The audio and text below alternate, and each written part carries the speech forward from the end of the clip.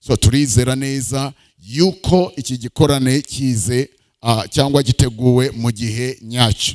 Abakozi b'Imana bazanye imyamagare itandukanye n'amavuta atandukanye kuva mu bigo bitandukanye, experience zitandukanye. Turizera neza yuko bagiye kuzana equipment cyangwa impact ku mubiri wa Kristo mu gihugu cy'u Burundi no mu gihugu cyose muri rusange. Turizera kugiye kubona umugisha w'Imana.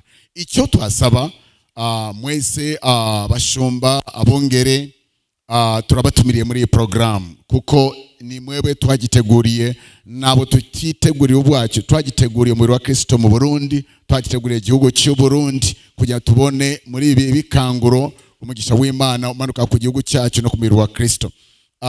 Theme y'iki gikorane yitwa kwambikirwa igikorwa waremeye gukora.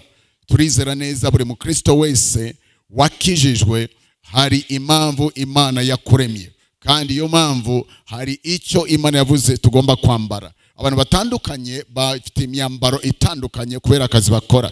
Ugiye mu bantu bakora mu ndege hari imyambaro bambara, ugiye mu bantu bakora mu banki hari imyambaro bambara. Mwami Yesu yahaye igikorwa abigishwa be, arabira mugere mu mahanga yose mubwirize ubutumwa bwiza, nyuma arababwira mutaragenda mubanze mutegereze Yerusalemu gushika mumaze kwambikwa ubushobozi buva mu ijuru. Icyo gikorane intego yacyo ni ukubona umubiri wa Kristo, abashumba, ugwaruka, abapapa, abato n'abakuru twambikwa umwambaro Kristo yadusezeranye watubashisha gukora igikorwa twamagariye gukora. So turabatumiriye mwese ku cyumweru nibo tuzogurura igikorane ku mugaragaro saa 9 zo kumugoroba. Muragize amakoraniro yanyu, turabatumiye muzahabe ku cyumweru saa 9 tugurura igikorane ku mugaragaro, turi kumwe n'abakozi b'Imana batandukanye. So Imana ibaho umugisha.